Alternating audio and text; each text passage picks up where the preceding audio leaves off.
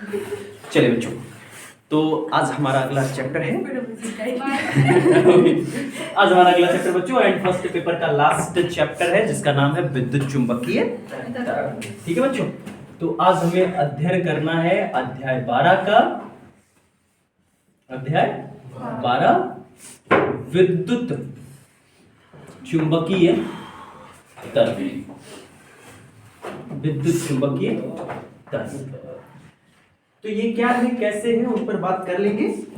लेकिन इसमें सबसे पहले बच्चों हमें कुछ मैक्सवेल के समीकरणों को पढ़ना है। ठीक है, इसमें क्या करना बच्चों, मैक्सवेल के समीकरणों को पढ़ना है कि मैक्सवेल के समीकरण क्या थे, कैसे थे। चलिए देखते हैं। तो बच्चों मैक्सवेल जो एक वैज्ञानिक है, ये विद्युत चुंबकीय तरंग के नेचर में नीचे गया है। इसी के रेफरेंस में उन्होंने 3 से 4 समीकरण दिए और उन समीकरणों में से हमने 3 समीकरण पढ़ रखा है। हमारे लिए जो चौथा समीकरण है वही नया है। ठीक है, तो चलो सबसे पहले हम देखते हैं मैक्सवेल का विद्युत चुंबकीय तरंग संबंधी समीकरण या प्रकाश संबंधी समीकरण लिखा होगा। ठीक है, तो ये विद्युत चुंबकीय तरंग के समीकरण है। चलिए देखिए, तो पहला है मैक्सवेल का विद्युत चुंबकीय यानी प्रकाश के रेफरेंस में समीकरण। देखिए पहला है विद्युत का गॉस का प्रमेय। पहला क्या है बच्चों, गॉस का प्रमेय है। तुम लोग परेशान मत हो, तुम्हारे नोट में नहीं है, ये यूट्यूब वालों के लिए है खाली। ठीक है, ये 3-4 लाइनों का एक छोटा सा टॉपिक है, ये यूट्यूब वालों के लिए है कि मतलब कुछ लोग खोजते हैं लोगों को इस चीज़ों को पढ़ने के लिए ना, कि मतलब ये चीज़ कहीं यूट्यूब पे नहीं है तो मिल जाए, उसके लिए मैं इसको डाल दे रहा हूँ। तुम लोग के नोट में नहीं है, बोर्ड में तुम लोग को आता नहीं है ज़्यादा। ठीक है, बहुत रेयर है कि मतलब 5 से 6% उम्मीद कर सकते कि आ जाए। अच्छा, अब ये 5 से 6% 100% में भी हो सकता है, आ जाएगा तो 100% हो जाएगा ना 5 से 6%। चलो देखो, गॉस का प्रमेय। गॉस का प्रमेय आप लोग जानते हो बच्चों। गॉस के प्रमेय में आप लोग को बताया गया close integrate vector E dot vector D बराबर या वेक्टर डी ए बराबर हम लोग लिखते हैं क्यू बटे एप्सिलॉन। यही तो गॉस का प्रमेय यही तो होता है। Vector E dot vector D A क्या निकल रहा है, विद्युत फ्लक्स। ये किसी बंद पृष्ठ से होकर गुजरने वाला क्या है, विद्युत फ्लक्स है बच्चों। इंटीग्रेट हो रहा है मतलब पूरे पृष्ठ से निकल रहा है। ठीक है, और क्लोज लगा है मतलब वो पृष्ठ कैसा है, बंद है। तो किसी बंद पृष्ठ से होकर के गुजरने वाला जो विद्युत फ्लक्स होता है अर्थात close integrate vector E dot vector D बराबर, हम जानते हैं कि जो बंद पृष्ठ है उसने जितना आवेश कवर करता है वो उसका 1/ε0 गुना होता है ना। यहाँ क्यू क्या है बच्चों, क्यू देखो बंद पृष्ठ द्वारा घेरा गया आवेश है बच्चों, घेरा गया आवेश है। ठीक है बच्चों, तो ये मैक्सवेल का प्रकाश के लिए विद्युत चुंबकीय तरंग के रेफरेंस में पहला समीकरण है वो गॉस के प्रमेय के बारे में ही बताते हैं, जिसमें हमसे कहा जाता है कि भैया कि अगर कहीं किसी बंद पृष्ठ से निकलने वाला विद्युत फ्लक्स है। देखो अब ये टॉपिक अगर यहाँ से पढ़ोगे तो जाहिर सी बात है आधा अधूरा लगेगा। आधा अधूरा लगने का कारण क्या है, क्योंकि शुरुआती दौर में हम लोगों को विस्थापन धारा का कंटेंट पढ़ना होता है। जब हम विस्थापन धारा पढ़ते तब उसकी आवश्यकता जब पढ़ते तब हमें समझ में आता है कि ये टॉपिक कैसे जनरेट हो रहा है, उसके पीछे का क्या लॉजिक है। लेकिन विस्थापन धारा का टॉपिक पूरी तरीके से सिलेबस से बाहर है, इस वजह से ये थोड़ा सा बीच से उठा हुआ है तो कम समझ में आएंगी बातें। तो यहाँ बातों का एक लिंक तो नहीं मिलेगा, एक जोड़ तो नहीं मिलेगा कि उस बात से ये संबंधित है, बीच से उठ रहा है, लेकिन नए सिरे से इसको समझिएगा आप लोग। तो बच्चों किसी बंद पृष्ठ से बद्ध अगर हम विद्युत फ्लक्स निकालते हैं अर्थात close integral vector E dot vector D A करते हैं, तो बंद पृष्ठ ने जितना आवेश कवर किया है उस कवर किए हुए आवेश का अगर हम 1/ε0 गुना निकालते हैं तो वो उस बंद पृष्ठ से घिरे गए बद्ध जो विद्युत फ्लक्स होता है उसके बराबर होता है। दूसरा जो नियम है बच्चों, ये चुंबक का गॉस का प्रमेय है। चुंबक का गॉस का प्रमेय ये थोड़ा सा आप लोगों को परेशानी वाली बात है। चुंबक का गॉस का प्रमेय क्या है, देखो चुंबक के गॉस के प्रमेय का मीन ये है, इंक भर दे भैया उसमें, इंक लो इसमें कर देखो चुंबक का गॉस का प्रमेय क्या है, चुंबक की गॉस के प्रमेय में कहा जाता है कि अगर बाई द वे कोई बंद पृष्ठ है, ठीक है, तो उस बंद पृष्ठ से जितनी चुंबकीय बल रेखाएं बाहर निकलती है, बात को ध्यान से समझना बच्चों। चुंबकीय फ्लक्स जानते हो आप लोग, पढ़े हम लोग। देखो बाई द वे मान लिया ये एक बंद पृष्ठ है, क्या बच्चों, बंद पृष्ठ है। अच्छा ये बंद पृष्ठ तल मत समझना, ठीक है, जिसको एक जूते का बक्सा मान लो, जूते का डब्बा मान लो उसको, ठीक है, या इसको माचिस के डिब्बे मान लो, ये बंद है, इसमें कुल मिलाकर के 6 तल पाए जा रहे हैं, ठीक है, इसमें खाली 4 तल नहीं है, 4 भुजाएं नहीं इसमें, तो ये एक बंद पृष्ठ है। अगर इसमें हम कोई एक मैग्नेट रख देते हैं और ये मैग्नेट का नॉर्थ पोल है, ये साउथ पोल है, तो इधर से चुंबकीय बल रेखा निकलती है, उधर से आकर इंटर करती है, ये सारी चीजें जानते हैं। तो मैक्सवेल ने चुंबक के इस गॉस के प्रमेय में बताया कि इस पृष्ठ से बद्ध, ये जो बंद पृष्ठ ना, इस पृष्ठ से बद्ध अगर हम लोग चुंबकीय फ्लक्स कैलकुलेट करें, क्या कैलकुलेट करें, तो चुंबकीय फ्लक्स का मान शून्य होता है। चुंबकीय फ्लक्स का मान क्या होता है बच्चों, शून्य होता है। क्यों सर जी, ऐसा क्यों होता है? आखिर एक बात बताओ आप लोग, जैसे गॉस के प्रमेय में आप कहोगे सर जी तो वहां भी ऐसा तो होना चाहिए, पहले इसका कारण सुन लो कि क्यों शून्य होता है। क्योंकि यहां बंद पृष्ठ से जितनी चुंबकीय बल रेखाएं पृष्ठ के बाहर निकलती हैं उतनी ही पृष्ठ के अंदर आ जाती हैं, यानी जाने वाले फ्लक्स रेखाओं की संख्या आने वाले फ्लक्स रेखाओं की संख्या के बराबर होती है, इसी वजह से नेट मान 0 हो जाता है। तो कहोगे सर जी यहां भी तो वही काम होना चाहिए। अरे बाबू क्यों यहाँ वो काम हो, क्या पॉजिटिव चार्ज अगर है तो इसे चार्ज की वैद्युत बल रेखाएं निकलती भी है और आती भी है? नहीं, लेकिन एक मैग्नेट में चुंबकीय बल रेखाएं निकलती भी है और आती भी हैं। तो इसी वजह से ये मान 0 नहीं हो सकता है, लेकिन किसी बंद पृष्ठ से बद्ध चुंबकीय फ्लक्स का अगर मान निकालोगे तो वो 0 हो जाएगा। आई बात समझ में? इससे एक बहुत महत्वपूर्ण निष्कर्ष निकलता है बच्चों, कि इससे निष्कर्ष ये निकल रहा है कि कभी भी एक चुंबक का एक अकेला पोल नहीं हो सकता है। चुंबक में कभी पॉसिबल ही नहीं है एक अकेला पोल पाया जाए। आई बात समझ में? चुंबक तोड़ोगे, नया चुंबक बनेगा, उसमें भी 2 पोल बन जाएंगे, एक नॉर्थ एक साउथ। एक अकेला पोल हो ही नहीं सकता है। आई बात समझ में? हमेशा मैग्नेट में 2 पोल रहेंगे, ठीक है बच्चों। तो ये चुंबकत्व का गॉस का प्रमेय है। एंड थर्ड पॉइंट हम लोग पढ़ते हैं जो कि है विद्युत चुंबकीय प्रेरण का फैराडे का नियम। किसका नियम बच्चों? फैराडे का नियम। फैराडे के नियम में क्या कहा गया? जब हमारी किसी कुंडली से बद्ध चुंबकीय फ्लक्स में परिवर्तन होता है, किसी परिपथ से बद्ध चुंबकीय फ्लक्स में परिवर्तन होता है, तो होता क्या है, उसमें एक ऑटोमेटिक से विद्युत वाहक बल आ जाता है। एंड उस विद्युत वाहक बल का जो मान होता है वो बबुआ माइनस डेल्टा फाई बी बटे डेल्टा टी के बराबर होता है। चलो इतनी चीजें हम लोग पढ़े, इतनी चीजों के बारे में हम लोग जानते हैं। थोड़ा सा नया कुछ रहा होगा आपके लिए तो ये रहा होगा, वो चीज ये चीज जानते हो। अब जो मैक्सवेल का चौथा समीकरण है भैया, ये बड़ा जरूरी है, जिसका नाम है एम्पियर मैक्सवेल परिपथीय नियम। चौथे समीकरण में हम क्या पढ़ेंगे? एम्पियर मैक्सवेल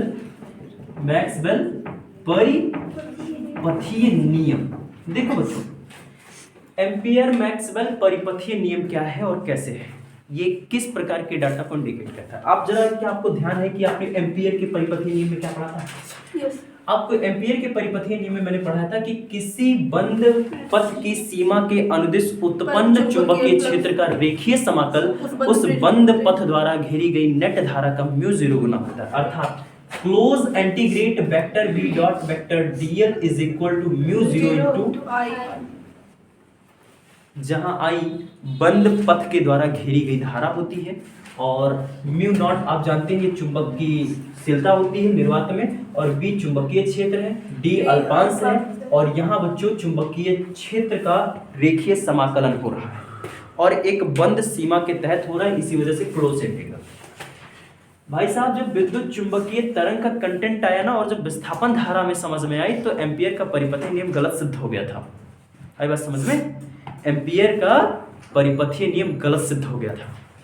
जो एम्पियर का पूरा परिपथीय नियम पढ़ते हैं वो रॉन्ग प्रूफ हो गया था। क्यों सर, क्यों रॉन्ग प्रूफ हो गया, क्या ऐसा कारण था? आखिर एम्पियर ने बता रखा है कि जो बंद पथ है, बंद पथ ने जो चुंबकीय क्षेत्र जनरेट किया उसका अगर हम लोग रेखीय समाकलन करेंगे तो वो बंद पथ ने जितनी धारा घेर रखी है उसका म्यू 0 गुना होता है। अब एक बात बहुत गौर से समझना, एम्पियर का परिपथीय नियम यहाँ गलत साबित होने जा रहा है। कैसे? आप लोगों को मैंने पढ़ाया है संधारित्र। क्या पढ़ाया है? संधारित्र में एक बात बताओ, प्लेट के बीच का स्थान खाली होता है कि नहीं होता है? होता है। वो तो कभी कभार भर दिया जाता है ना, जब हमको परावैद्युतांक रख करके जब हमको धारिता बढ़ानी होती है। नहीं तो बेसिकली संधारित्र के बारे में अगर हम बात करें तो इनके प्लेटों के बीच में रिक्त स्थान होता है। अब बाबू अगर रिक्त स्थान है तो संधारित्र में यहां से धारा आती है, वो वहां चली जाती है। अब एक बात बताओ, बीच में कोई सर्किट है? बीच में खाली है ना। और अगर हम यहाँ एक बंद पथ मान ले, यहाँ एक बंद पथ मान ले, तो पहली चीज बताओ, अगर यहाँ करंट फ्लो हो रहा है, धारा फ्लो हो रहा है, तो यहाँ मैग्नेटिक फील्ड होगा कि नहीं होगा? ऑटोमेटिक होगा, मैग्नेटिक फील्ड होगा। अच्छा, इस चैप्टर से एक जबरदस्त रिजल्ट हमारे सामने आता है बाबू, याद रखना कि परिवर्ती चुंबकीय क्षेत्र, परिवर्ती चुंबकीय क्षेत्र मेरे बच्चों सदैव वैद्युत क्षेत्र उत्पन्न करती है, वैद्युत क्षेत्र उत्पन्न करती है। बस समझ में? अगर कोई चुंबकीय क्षेत्र लगातार बदल रहा हो तो वहां क्या उत्पन्न होता है? वैद्युत क्षेत्र उत्पन्न होता है।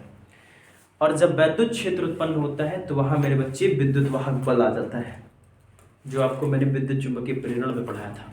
है बात समझ में? आप लोग को यही तो मैंने पढ़ाया है कि किसी कुंडली से बद्ध चुंबकीय फ्लक्स में परिवर्तन होता है तो प्रेरित विद्युत वाहक बल आ जाता है। वो एक्चुअल में क्यों आता है? क्योंकि वहां का चुंबकीय क्षेत्र लगातार बदलता है। है बात समझ में?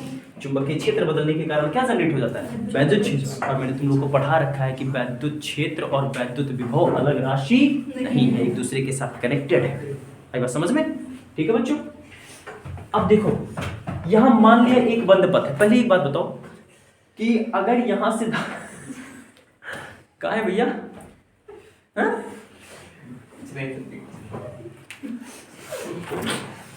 देखो बाबू, अगर इधर से धारा आ रही है और उधर धारा जा रही है, तो एक बात बताओ, क्या यहां मैग्नेटिक फील्ड नहीं होगा?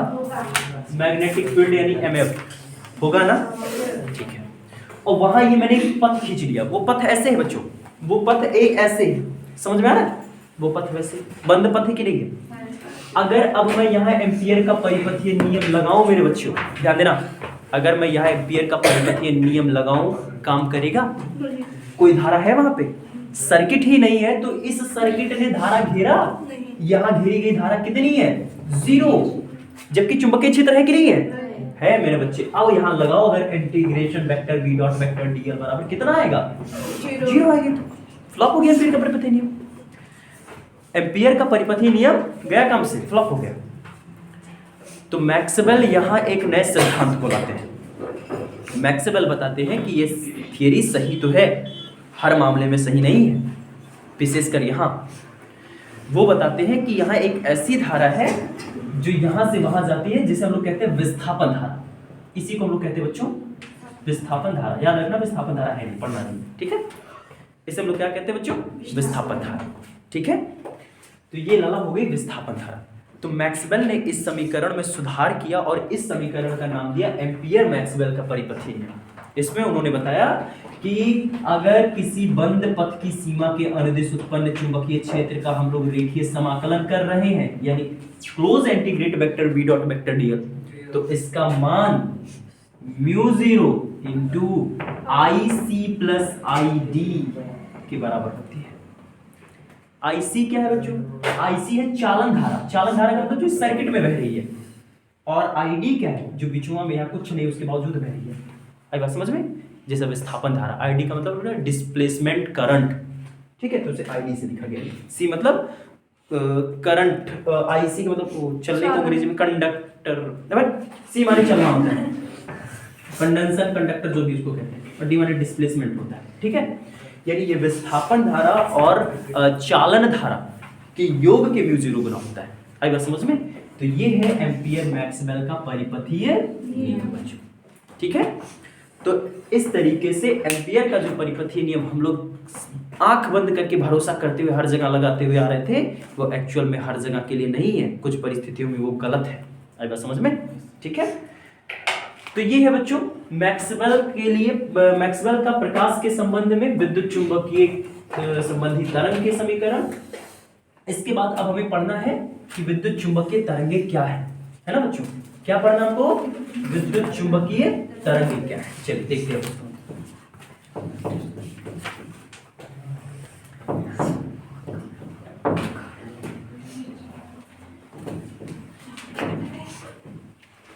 चलिए सुनिए, अगर किसी परिपथ में धारा की आवृत्ति बहुत तेजी से बदलती है, परिपथ में धारा की आवृत्ति क्या हो?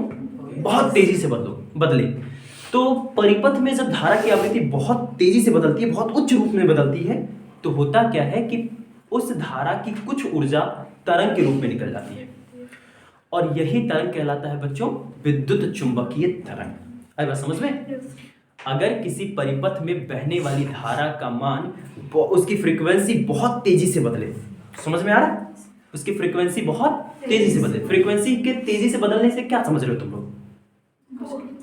उसकी आवृत्ति बहुत तेजी से बदले, इसका मतलब क्या समझ रहे हो? एक सेकंड में चक्रों की संख्या काफी ज्यादा हो। समझ में आ रहा है? एक सेकंड में काफी ज्यादा चक्कर लगा ले। आपको प्रत्यावर्ती धारा पढ़ा रखा है ना? ऐसे ऐसे ये एक सेकंड में काफी ज्यादा बार ऐसे ऐसे कर ले। आई बात समझ में? तो अगर वो ऐसे ऐसे अपनी एनर्जी को जनरेट कर रहा है, मतलब अपनी तरंग को बदल रहा है बच्चों, तो ऐसे परिस्थिति में हाँ, वो जो धारा यहाँ बह रही है, इस धारा का कुछ हिस्सा ऊर्जा के रूप में निकलता है, और ये जिस ऊर्जा के रूप में निकलता है वही ऊर्जा कहलाता है विद्युत चुंबकीय तरंग। क्या कहलाता है बच्चों? और विद्युत चुंबकीय तरंगे वास्तव में प्रकाश होती हैं।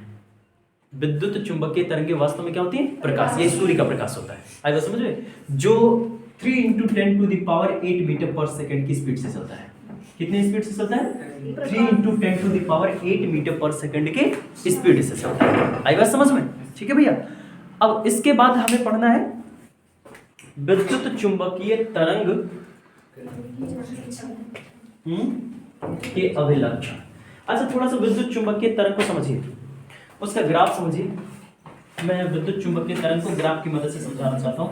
विद्युत चुंबकीय तरंग, देखो यहां जो विद्युत चुंबकीय तरंग जनरेट हो रही है, वो क्यों जनरेट हो रही है?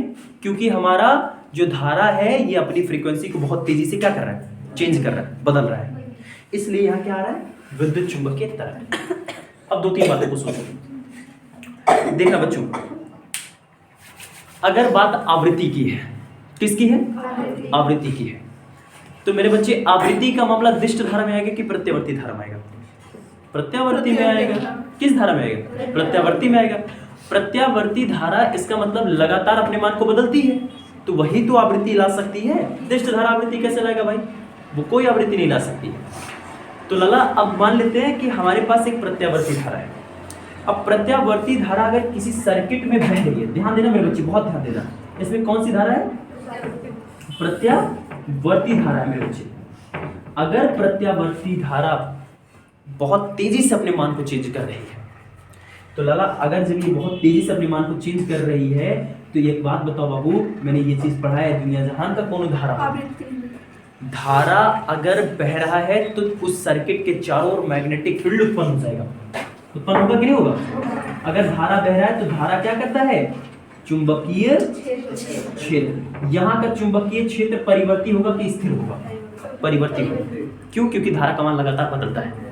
यहाँ मेरे बच्चे धारा का मान लगातार चेंज होता है। धारा का मान क्या होता है? लगातार चेंज होता है।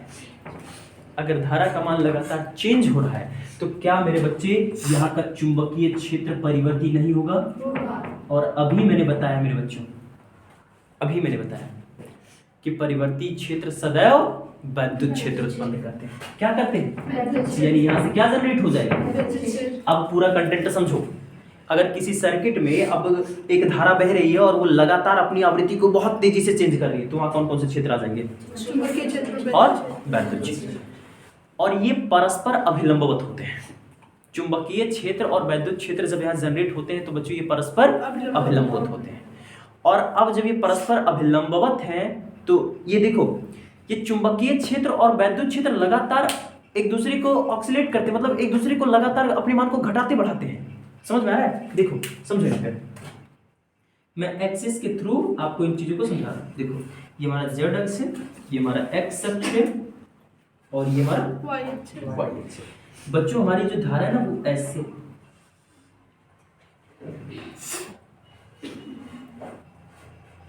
देखो ये चुंबकीय, ये वैद्युत क्षेत्र मान लो, इस पे क्या मान लो वैद्युत क्षेत्र, और इस जेड अक्ष पे हमें मान लेना होगा चुंबकीय क्षेत्र। ये देखो ये वैद्युत क्षेत्र है जो अपने मान को लगातार धीरे धीरे क्या कर रही है, बढ़ा रही है। ये अपने मान को क्या कर रही है, बढ़ा रही है, फिर घटाती है, ठीक, फिर ये अपने मान को बढ़ाएगी, घटाएगी, फिर अपने मान को ऐसे ऐसे ये करती है। ये भी वैसे हो रहा है। अभी यही सब वैद्युत धारा, मतलब वैद्युत क्षेत्र ही बच्चों। लगा चुंबकीय क्षेत्र को अगर देखो आप तो यहाँ 90 डिग्री के एंगल पर ये भी वही काम कर रहा है, लगातार अपने मान को घटा रहा और बढ़ा रहा। इस वजह से लगातार ये चुंबकीय क्षेत्र और वैद्युत क्षेत्र अपने मान को बढ़ा रहे होते, घटा रहे होते हैं। देखो समझना, इस दिशा में है चुंबकीय क्षेत्र, तो इस दिशा में चुंबकीय क्षेत्र का मान धीरे धीरे, वैद्युत क्षेत्र सॉरी, इस दिशा में वैद्युत क्षेत्र, ये मान अपने धीरे धीरे बढ़ाया, इधर चुंबकीय क्षेत्र बढ़ा रहा है, समझ में, इधर चुंबकीय क्षेत्र, इधर वैद्युत क्षेत्र। तो ये चुंबकीय क्षेत्र अपने मान को इधर बढ़ा रहा है, वैद्युत क्षेत्र इधर बढ़ा रहा है, फिर दोनों लोग अपने मान को घटाएंगे, फिर बढ़ाएंगे, लगातार इसी हिसाब से ये करते रहते हैं और बच्चों यहाँ जनरेट हो जाता है विद्युत चुंबकीय तरंग। आई बात समझ में? अब देखो, अब जब ये जनरेट हो रहे हैं तो इधर जा रहा है चुंबकीय क्षेत्र, और ये चुंबकीय क्षेत्र का डायरेक्शन है, ये है वैद्युत क्षेत्र का डायरेक्शन।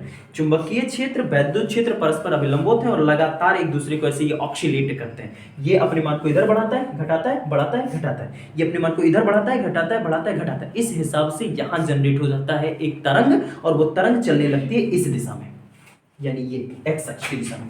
चुंबकीय क्षेत्र का मान घट बढ़ किस दिशा में रहा है, जेड अक्ष। वैद्युत क्षेत्र का मान किस दिशा में घट बढ़ रहा है, वाई अक्ष। तो तरंग किधर चलने लगती है, एक्स अक्ष। ये है तरंग संचरण की दिशा, तरंग संचरण की दिशा मेरे बच्चों, ये क्या है, तरंग संचरण की दिशा है, ठीक है। तो जरूरी बात क्या है, परिभाषा क्या है बच्चों इसकी, विद्युत चुंबकीय तरंग की।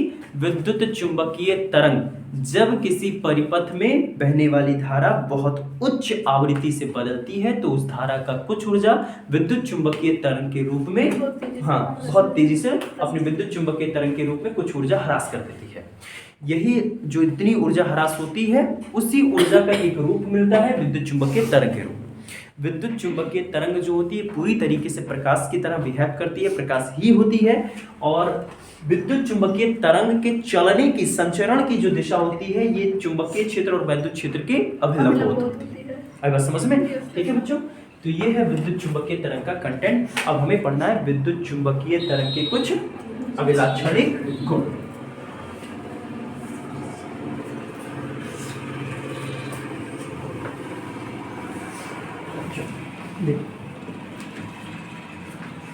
तो अगला टॉपिक हमारे बच्चों विद्युत चुंबकीय तरंग के अभिलाक्षणिक गुण। तरंग के अभिलाक्षणिक टाइम क्या हो रहा बच्चों?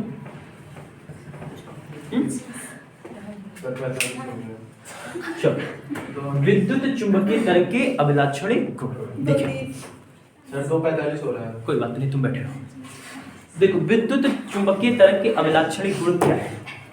कुछ मुख्य गुण है बच्चों। पहला देखो, विद्युत चुंबकीय तरंग प्रकाश की चाल से चलता है, यानी ये 3 × 10⁸ मीटर पर सेकंड की स्पीड से ही ट्रैवल करते हैं। जो कल पढ़ाए थे वहाँ पे कोचिंग में उसका किसका बेटा?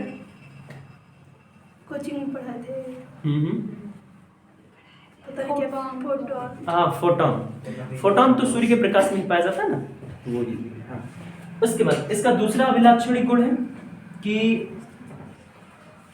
इनके संचरण की जो दिशा होती है, इनके संचरण की जो दिशा होती है बच्चों, ये इंपॉर्टेंट है, याद रखना है कि चुंबकीय क्षेत्र और वैद्युत क्षेत्र के अभिलंबोत होती है। आई बात समझ में? देखो ये संचरण की दिशा है और इधर अपना वैद्युत क्षेत्र होगा, ये अपना चुंबकीय क्षेत्र होगा, यानी संचरण की दिशा सदैव चुंबकीय क्षेत्र और वैद्युत क्षेत्र के अभिलंबवत होती है बच्चों, ठीक है। और इसके बाद इनके कुछ गुण हैं कि इन्हें चलने के लिए किसी भी प्रकार के पदार्थ वाले माध्यमों की जरूरत नहीं होती है। इन्हें चलने के लिए किसी प्रकार के पदार्थिक माध्यम या पदार्थों के माध्यम की जरूरत नहीं होती है। पदार्थ के माध्यम की आवश्यकता नहीं होती, मतलब ये बिना कण की प्रकृति के भी चल सकते हैं, कण उपस्थित नहीं रहेगा ये तब भी चल सकते हैं बच्चों। और इनके अगर देखिए एक चीज बहुत अच्छी बात ये है कि विद्युत चुंबकीय तरंग जहां जनरेट हो रही है उस जगह पे चुंबकीय क्षेत्र जहां अपने मान को अधिकतम करता है वहीं वैद्युत क्षेत्र भी अपने मान को अधिकतम करती है।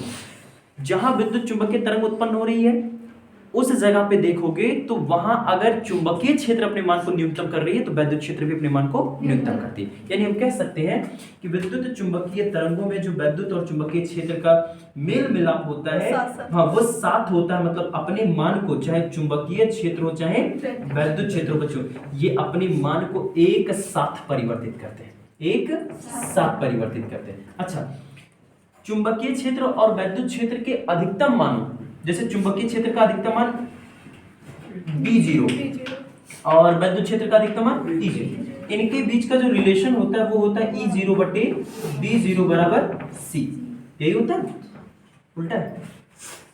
ठीक है, वैद्युत क्षेत्र तथा चुंबकीय क्षेत्र के अधिकतम मानों के अनुपात के बराबर होता है। ठीक है भैया, और इनके कुछ गुण और भी हैं, जैसे